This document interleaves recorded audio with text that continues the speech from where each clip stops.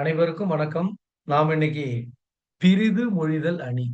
அதாவது அணி இலக்கணத்துல டிஎன்பிசில அடிக்கடி கேட்கிற ஒரு இலக்கணம் இந்த பிரிது மொழிதல் அணி இலக்கணம். அதாவது பிரிது மொழிதல்னா பாருங்களேன். பிரிது மொழிதல். அதாவது சொல்ல வந்த கருத்த நேரடியா சொல்லமாட்டாரு அந்த கவிஞர், இந்த புலவர். இப்ப வேற ஒரு கருத்த சொல்லி நம்ம சொல்ல வேண்டிய கருத்த உணர்த்துறது.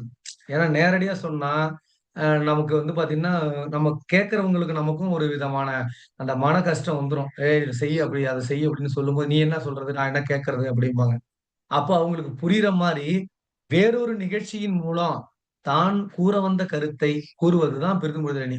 ரொம்ப சுவையான அணி. நிறைய சினிமா பாட்டு இந்த அணியில இருக்கு. நம்ம வாழ்க்கையிலயும் இதான் சொல்லுவோம். இப்ப பாருங்க, பெரிதும் அணி இதெல்லாம் ஒண்ணும் இல்ல. கவிஞர் தான் கூற வந்த கருத்தை கவிஞர் தான் கூற வந்த கருத்தை நேரடியாக கூறாமல் நேரடியாக நேரடியாக கூறாமல் வேறு ஒரு நிகழ்ச்சியின் மூலம் வேறொரு நிகழ்வின் மூலம் இல்ல நிகழ்ச்சியின் மூலம் வேறொரு நிகழ்ச்சி வேறொரு நிகழ்ச்சி மூலம் கூறுவதுதான் என்னது பிரிது மொழிதல் அணி எனப்படும். பிரிது மொழிதல் அணி. புரியுதுங்களா? தான் கூற வேண்டிய கருத்தை நேரடியாக கூறாமல், வேற ஒரு நிகழ்ச்சியின் மூலம், "இப்படிலாம் ஒரு நிகழ்ச்சி நடந்தது" அப்படின்னு வேற ஒரு நிகழ்ச்சிய சொல்றது என்னன்னா, இப்போ உன் வீட்லயும் இது நடக்க போகுது. அதனால ஒழுங்கா இருந்துக்க அப்படின்னு அத சொல்ல போறது தான், வேற ஒண்ணும் கிடையாது. அப்ப அத நேரடியா சொல்லும் பொழுது, கொஞ்சம் கோவப்படுவாங்க அந்த கேட்கிறவங்க. அத வேற ஒரு நிகழ்ச்சியின் மூலம் கூறுவது தான் இது பிரிதுமொழினி. இதுக்கு இன்னும் சில பேர்லாம் உண்டு. இதுக்கு வேறு பெயர்கள். என்னென்ன வேறு பெயர்கள்ங்கிறத நோட் பண்ணீங்க. இது டிஎன்பிஎஸ்சில கேட்கலாம். இதுக்கு பேர் என்னது? ஒட்டணி, ஒட்டு அணி. அப்ப வேற ஒண்ண என்ன பண்றாங்க? காப்பி பண்ணி அப்புறம் பேஸ்ட் பண்றாங்க. அப்போ ஒட்டணி. ஒட்டணி, நுவலா நுவர்சி அணி. நுவலா நுவர்சி அணி. நுவல்னா என்ன? கூறுறது. அப்ப நம்ம கூற வேண்டியத கூறாம வேற ஒண்ண கூறுறது. ஆனா அததான் நம்ம கூற வேண்டியத கூறாம வேற ஒண்ண கூறி, அந்த நம்ம கூற வேண்டியத அவங்களுக்கு புரிய வைக்கிறது. அதுக்கு பேர் தான் நுவலா நுவர்சி அணி. அதுக்கப்புறம் உள்ளுறை ஓம அணி. அடுத்தது ஓம போலி அணிம்பாங்க. ஓம போலி அணி. இந்த மாரி நெறைய சொல்லுவாங்க. நோட் பண்ணிக்கங்க. சரி. இதற்கான சான்றுகள் இப்போ பார்க்கிறோம். புரியுதுங்களா? பிருகுமுறை என்ன தெரிஞ்சுக்கிட்டீங்களா? கவிஞர் தான் கூற வந்த கருத்தை நேரடியாக கூறாமல், வேறொரு நிகழ்ச்சியின் மூலம் அவர்களுக்கு கூறுவது, அவர்களுக்கு சொல்லுவது தான் எது? பிரிது மொழிதல் அணி. இதுக்கு இன்னொரு பேர் என்னது? ஒட்டணி. அடுத்தது நுவலா நுவர்சி அணி, ஓம போலி அணி, உள்ளுறை ஓம அணி நெறைய சொல்லுவாங்க. நோட் பண்ணிக்கங்க. டிஎன்பிசில அடிக்கடி இப்ப பாருங்க சான்று 1 பார்க்கிறோம் இப்ப. சான்று 1. சான்று 1. ஒரு 3 சான்று பார்ப்போம். சான்று 1. பாட்டு பார்க்கலாமா? இது ஒரு சினிமா பாடல். பாடுறேன் பாருங்க. காட்டு மல்லி பூத்திருக்க, காவக்காரன் பாத்திருக்க, ஆட்டம் போட்ட மயில கால தோட்டமேய பாக்குதடா.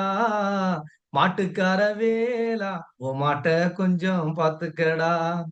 மாட்டுக்கார வேலா, உன் மாட்ட கொஞ்சம் பாத்துக்கடா. இங்க பாருங்க. காட்டு மல்லி பூத்திருக்க. காட்டு மல்லி பூத்திருக்கு. காட்டுல மல்லி பூத்திருக்கு. அந்த தோட்டத்துல பூத்திருக்கு. அத யாரு பார்த்து பராமரிச்சுட்டு இருக்கா? காவகாரன் பார்த்துருக்கான். காவகாரன் பார்த்துக்கிட்டே இருக்கான். அந்த மல்லி பூத்திருக்கு. அதனால காவகாரன் சிட்டா பார்த்துட்டு இருக்கான். ஆட்டம் போட்ட மயிலகால அந்த பக்கம் ஒரு மயில காள கண்ணுட்டி ஓடியாருது. ஆட்டம் போட்ட மயிலக்காள என்ன பண்ணுது? தோட்டத்த மேய பாக்குது. அப்ப அந்த மாட்டுக்கு சொந்தக்கார மாட்டுக்கார வேலா, உன் மாட்ட ஒழுங்கா பார்த்துக்க. அங்க காட்டு மல்லி பூத்திருச்சு.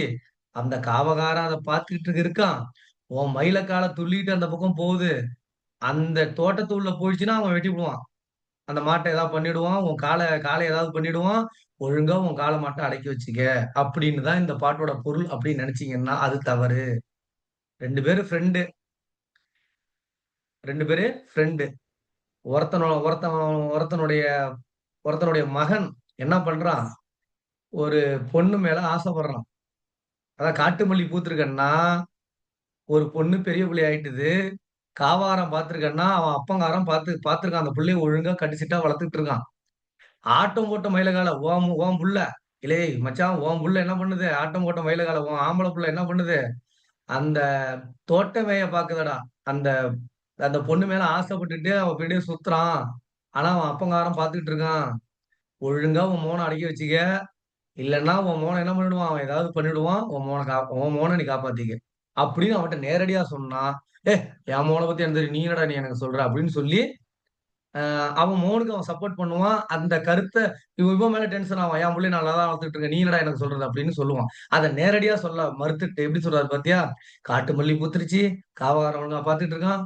உன் மயில கால துள்ளிட்டு அந்த பக்கம் போகுது. தோட்ட மேய பாக்குது. ஒழுங்கா மாட்டுக்கார வேலா, மாட்ட பாத்துக்க அப்படின்னு சொல்றாரு. நல்லா புரியுதுங்களா உங்களுக்கு? அப்ப தான் கூற வேண்டிய கருத்து உன் பொண்ணு அந்த பொண்ண உன் பையன் பாக்குறான். ஒழுங்கா கண்டிச்சுக்க. இல்லன்னா பிரச்சனை வந்துரும். ஆனா அந்த கருத்த நேரடியா கூறாமல் ஒரு இந்த இது இன்னொரு நிகழ்ச்சி. இந்த மாரி காட்டுல மல்லி பூத்திருக்கு. இது அந்த காவாரம் பார்த்துருவான். ஒழுங்கா அது இல்லன்னா காளைய வந்து அவன் அது உள்ள புந்துச்சுன்னா, அவன் அந்த காள மாட்ட என்ன பண்ணுவான்? ஏதாவது பண்ணிடுவான். ஒழுங்கா காளைய அடக்கிக்க. அப்படின்னு வேற ஒரு நிகழ்ச்சியின் மூலம் கூறுவதுதான். என்னது? பிறிது முழுதடி. சரி இன்னொரு பாட்டு பாருங்க. கவிஞர் கண்ணதாசன் எழுதின பாட்ட பாருங்க. சான்று 2 சான்று 2 பாருங்க. கோழி ஒரு கூட்டிலே, சேவல் ஒரு கூட்டிலே, கோழி குஞ்சு இரண்டும் இப்போ அன்பில்லாத காட்டிலே. கோழி ஒரு கூட்டிலே, சேவல் ஒரு கூட்டிலே, கோழி குஞ்சு இரண்டும் இப்போ அன்பில்லாத காட்டிலே. கோழி ஒரு கூட்டிலே அப்படின்னா என்னது? கோழி ஒரு பக்கம் போயிடுச்சு, சேவல் ஒரு பக்கம் போயிடுச்சு. ஆனால் அந்த 2க்கும் பிறந்த கோழி குஞ்சுகள் இப்ப என்னது? யாருமே இல்லாம அன்பில்லாம என்ன பண்ணுது? தன்னந்தனிமையில காட்டுல தவிக்குது. அப்படிங்கிறது தான் இதனுடைய ஸ்டேட்மெண்ட். ஆனா, அது உண்மை கிடையாது. என்னது? அம்மாவும், அப்பாவும் சண்டை போட்டுட்டு, டைவர்ஸ் வாங்கிட்டு, விவாகரத்து வாங்கிட்டு, அம்மா ஒரு பக்கம் போயிட்டாங்க. கோழி ஒரு பக்கம் போயிடுச்சு. சேவல் ஒரு பக்கம் போயிடுச்சு. நீங்க இப்படி போயிட்டீங்கன்னா, கோழி குஞ்சுகள்லாம் யாரு? உங்க பிள்ளைகள் 2ம் அனாதையாக ஆயிடும். ஒழுங்கா சேர்ந்து வாழுங்க. அப்படின்னு நேரடியா அவங்கள்ட்ட போய் சொல்லாம, கோழி ஒரு கூட்ல, சேவல் ஒரு கூட்ல கோழி குஞ்சு 2ம் இப்போ அன்பில்லாத காட்டுல அப்படின்னு அந்த பாடல் மூலமா அவங்களுக்கு உணர்த்தி அவங்கள ஒற்றுமைப்படுத்துவதற்காக வேறொரு கருத்தை கூறுவார். இதுக்கு தான் பிரிது மொழிதல் அணி. புரியுதுங்களா? இப்ப பாருங்க நம்ம பாடத்துக்கு போவோம். சான்று 3. இதுதான் நம்ம முக்கியம். இதுதான் தேர்வுல வரும். இந்த மேல உள்ளதெல்லாம் வராது. புரியுதுங்களா? அது உங்களுக்கு புரியுங்கிறதுக்காக சொன்னேன். பாருங்க. "பீலிபை சாகாடும் அச்சிரும் அப்பண்டம் சால மிகுத்து பெயின்." சால மிகுத்து பெயின். முதல்ல பீலின்னா என்னதுங்க? பீயின்னா மயிலிறகு. பீயின்னா என்னது? மயில் இறகு. மயில் இறகு ரொம்ப மென்மையானது. புரியுதுங்களா? "பீலிவை சாகாடும் அச்சிரும் அப்பண்டம்." அந்த சின்ன பண்டத்த நீங்க ஒரு வண்டி மேல ஏத்திக்கிட்டே இருந்தீங்கன்னா, சால மிகுத்து பெயின். அதிகமா ஒரு வண்டி மேல ஏத்திக்கிட்டே இருக்கோம். ஒரு மாட்டு வண்டியோ, அது ஒரு எந்த வண்டியாக வேணாலும் இருக்கட்டும். அந்த ரொம்ப, ரொம்ப எடை குறைவான அந்த பீலினா மயிலிறகை அந்த வண்டி மீது ஒரு மாட்டு வண்டி மீதோ, ஏதோ ஒரு வண்டி மீதோ நம்ம ஏற்றிக்கொண்டே கொஞ்சம் கொஞ்சம் கொஞ்சம் கொஞ்சமா வச்சுக்கிட்டே இருந்தோம்னா, ஒரு கட்டத்துல என்ன பண்ணும்? பாரம் தாங்காமல் அவ்வளவு பெரிய வண்டி என்ன ஆகும்? அச்சாணி உடைந்து சிதறிவிடும். இதுதான் இதனுடைய கருத்து. ஆனால் இதன் மூலம் அவர் கூற வந்த கருத்து அதாவது ஒரு புலவர் நேரா மன்னன்ட்ட போறாரு. மன்னன்ட்ட யாரு போறாரு? புலவர் என்ன பண்றாரு? மன்னனிடம் செல்கிறார். மன்னன் தான் பெரிய ஆளு. அவன் அதிகாரம் மிக்கவன். அவன்ட்ட போய், "மன்னா வந்து பாத்தீங்கன்னா, நீ அதிகமா ஊரு சுத்தி இருக்கிற நாட்டுலாம் வம்பு இழுத்துட்டு இருக்க. அ ஒழுங்கா இல்லன்னா உன்னலாம் அவனுங்கலாம் சேர்ந்து உன்ன வந்து என்ன பண்ணிடுவானோ, உன்ன வந்து அ அழிச்சிருவானோ அப்படின்னு சொன்னா மன்னனுக்கு கோவம் வந்துரும். "என்ன புலவா, நீ என்ன எனக்கு அட்வைஸ் பண்றது? மண்டைய உடைச்சுருவேன்" அப்படின்னு சொல்லிட்டு அந்த புலவர் மேல வந்து ஏதாவது தண்டனை குடுத்துருவாரு. ஆனா புலவர் அதனால என்ன பண்றாரு? "மன்னா" அப்படிங்கிறாரு. புலவர் போய், "மன்னா நான் கூறுவதை கேள். மயிலிறகு எவ்வளவுதான் மென்மையாக இருந்தாலும், வண்டி எவ்வளவுதான் பலமாக இருந்தாலும் ஒரு வண்டி பலமாக இருந்தாலும், மயிலிறகு அதைவிட பலம் குறைவாக இருந்தாலும், மயிலிறகு ஒரு மயிலிறகை அந்த வண்டியின் மீது ஒன்றன் மீது ஒன்றாக அடுக்கிக் கொண்டே சென்றால், ஒரு நேரத்தில் அந்த மயிலிறகின் மயிலிறகுகளுடைய அந்த பாரம் தாங்காமல் அந்த வண்டியினுடைய அச்சாணி முதல் அனைத்தும் உடைந்து எரிந்து விடும். அதுபோல மன்னா, நீ மிகவும் வலிமை மிக்கவன் தான், அதை நான் ஒத்துக்கொள்கிறேன். ஆனால் நீ உன்னை விட வலிமை இல்லாதவர்கள், எ வ வ வலிமை இல்லாதவர்கள், வலிமை இல்லாத மன்னர்கள் நிறைய இருக்கிறார்கள் என்று ஒவ்வொருவராக நிறைய பேரிடம் நீ வம்பு தும்பு வச்சுக்கிட்டீன்னா, நீ பகையை வளர்த்துக் கொண்டால், அவர்கள் எல்லாம் ஒன்று கூடினால் நிச்சயமாக உன்னை வென்று விடுவார்கள். அதனால வலிமை குறைந்திருக்கிற மன்னனிடமும் நீ நட்பு பாராட்ட வேண்டும் என்று அவர் குறிப்பிடுகிறார். புரியுதுங்களா? இதுக்கு பேர் தான் என்னது? பிறிது மொழிதல் அணி. இதுபோல இலக்கிய சுவையுடன் அணிகளை தெரிந்து கொள்ள வேண்டும். சினிமா பாடல் மூலம் அணிகளை தெரிந்து கொள்ள வேண்டும் என்றால், நீங்கள் வந்து எக்ஸாம் விஜய் தமிழ் என்ற இந்த என்னுடைய சேனலை எல்லாரும் என்ன பண்ணுங்க? சப்ஸ்கிரைப் பண்ணுங்க. நன்றி, வணக்கம். தாய் தமிழ் வணக்கம். நன்றி.